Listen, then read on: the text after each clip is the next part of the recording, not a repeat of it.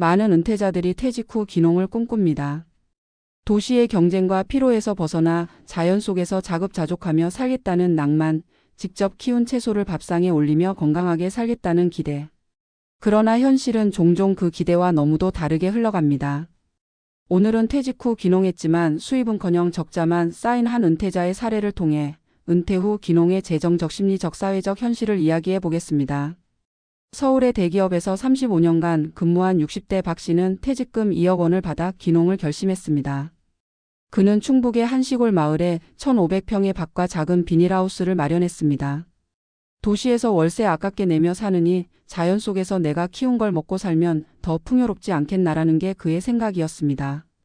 하지만 귀농 첫 해 그는 매달 통장 잔액이 줄어드는 걸 보며 점점 불안해졌습니다. 농사로 돈을 벌기는커녕 적자가 계속 쌓여갔기 때문입니다. 그의 첫 해 농사 비용을 살펴보면 현실이 얼마나 냉혹한지 알 수 있습니다. 밭을 일구기 위한 중고 트랙터 구입비 1,200만 원, 비닐하우스 설치비 700만 원, 종자와 비료 농약가 400만 원, 그리고 예상치 못한 농기계 수리비와 연료비가 추가로 들어갔습니다.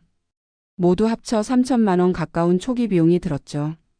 하지만 수확한 작물은 생각보다 가격이 낮았고 판로를 찾기도 어려웠습니다. 박 씨는 도매상에게 넘기면 헐값이고 직거래하려니 마케팅이 어렵다며 한숨을 쉬었습니다. 1년간 수입은 고작 400만 원 남짓. 연금과 저축으로 생활비를 충당해야 했습니다. 문제는 단순한 적자만이 아니었습니다. 박 씨의 심리적 고립감은 점점 깊어졌습니다. 도시에서 함께 퇴근길 맥주 한잔하던 동료는 없었고 마을 사람들과의 관계도 생각처럼 쉽게 형성되지 않았습니다.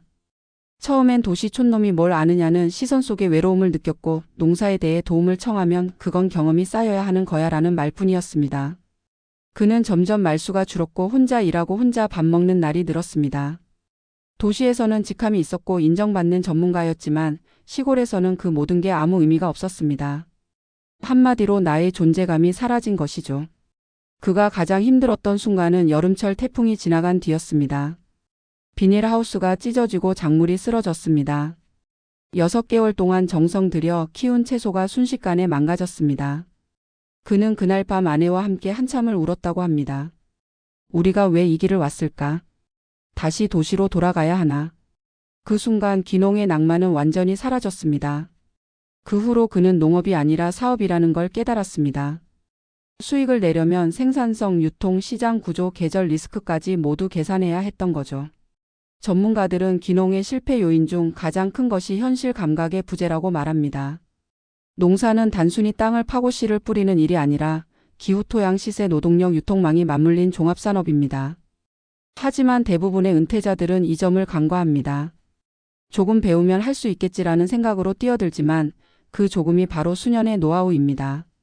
농업은 하루에 익힐 수 있는 일이 아니며 투자금이 한 번에 회수되지도 않습니다. 실제로 귀농자 중 절반 가까이는 3년 내에 다시 도시로 돌아간다는 조사도 있습니다. 이유는 명확합니다. 돈보다 버틸 체력과 관계 그리고 외로움을 이길 마음이 먼저 필요하기 때문입니다. 박 씨의 경우도 결국 3년 만에 귀농지를 정리했습니다. 처음엔 실패를 인정하기 싫었지만 아내의 건강이 나빠지고 생활비 압박이 커지자 결단을 내렸습니다. 농사는 내 인생의 새로운 도전이라고 생각했지만 지금 돌아보면 준비되지 않은 모험이었어요. 돈보다 중요한 건 현실을 아는 눈이더군요. 그는 지금 도시 근교에서 작은 텃밭을 가꾸며 연금과 아르바이트로 생활을 이어가고 있습니다. 흙냄새는 여전히 좋지만 이제는 생계가 아닌 취미로 즐길 수 있을 때 비로소 행복하다고 말합니다. 이 사례는 단지 한 사람의 실패담이 아닙니다.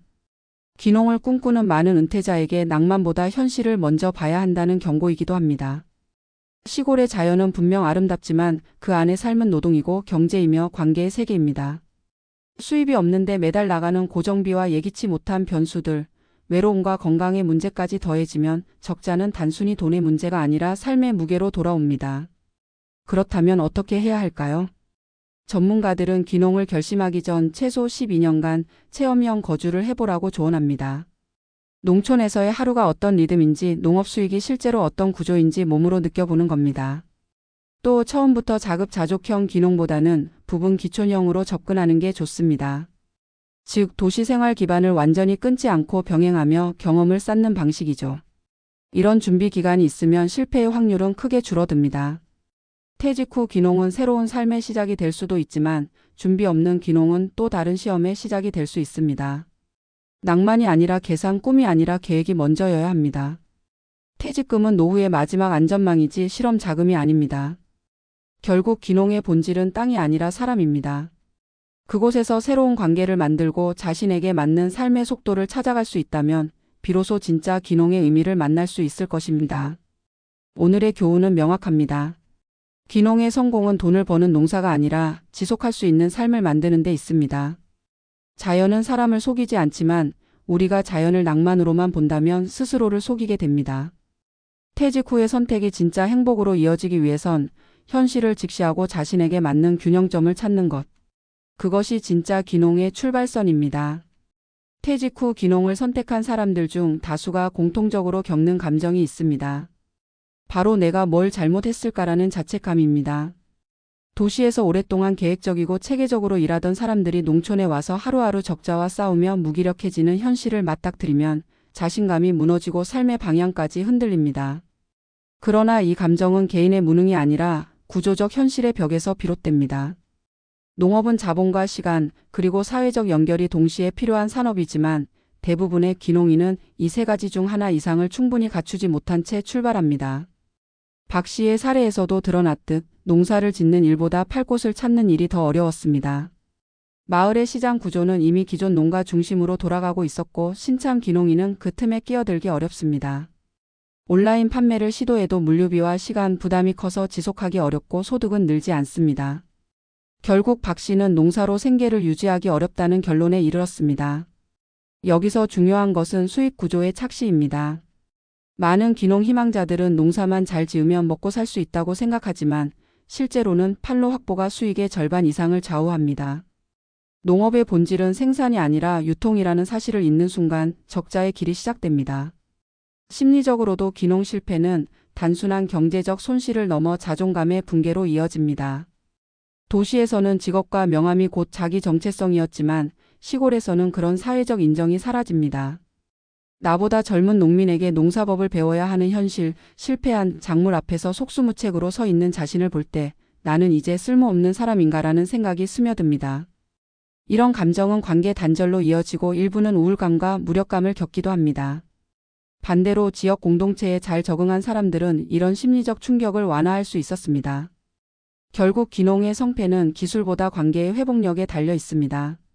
농촌 사회는 느리지만 관계의 진심에는 민감합니다.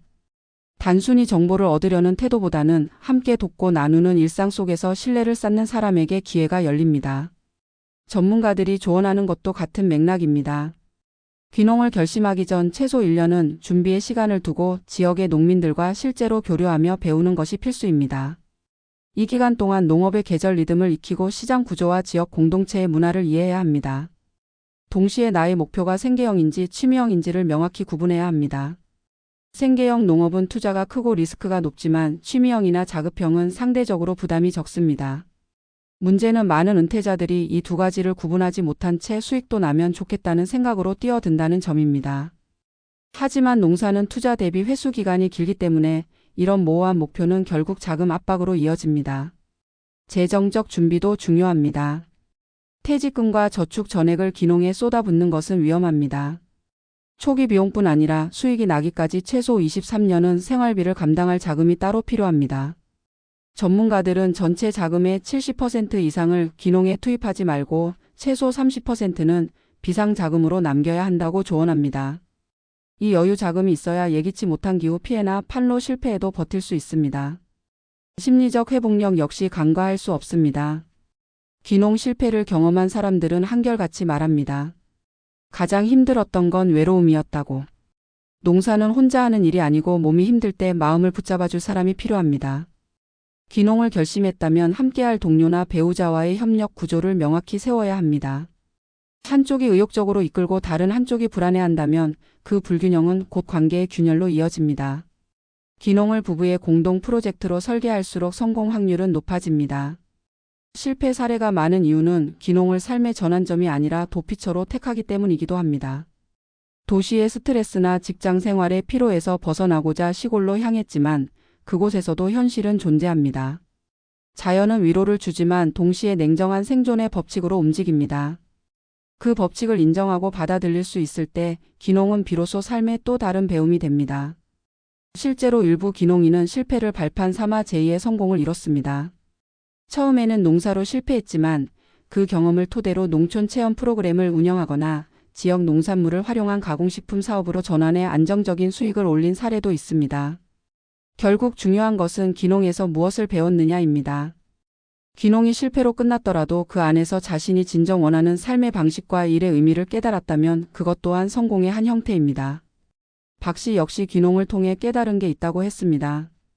돈으로 환산할 수 없는 시간의 가치, 그리고 단순히 일하지 않아도 되는 자유가 아니라 내가 원할 때 일할 수 있는 자유의 의미를 알게 됐다고. 귀농은 단순히 장소의 이동이 아니라 삶의 철학을 바꾸는 일입니다. 도시에서의 경쟁 대신 자연과의 협력 속에서 살아가는 방식으로 전환하는 것이죠.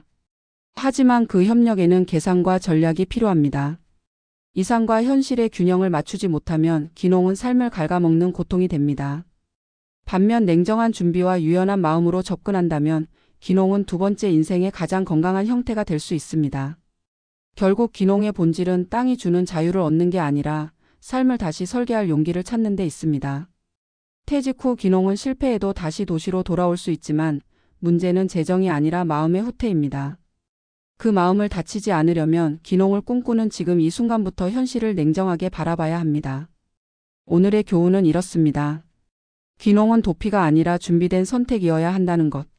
돈보다 중요한 건 지속할 수 있는 리듬, 외로움을 견딜 관계, 그리고 실패를 견딜 여유입니다. 흙은 언제나 거짓말하지 않습니다. 다만 그 흙 위에 서는 우리의 마음이 얼마나 단단한가가 진짜 승부를 가릅니다.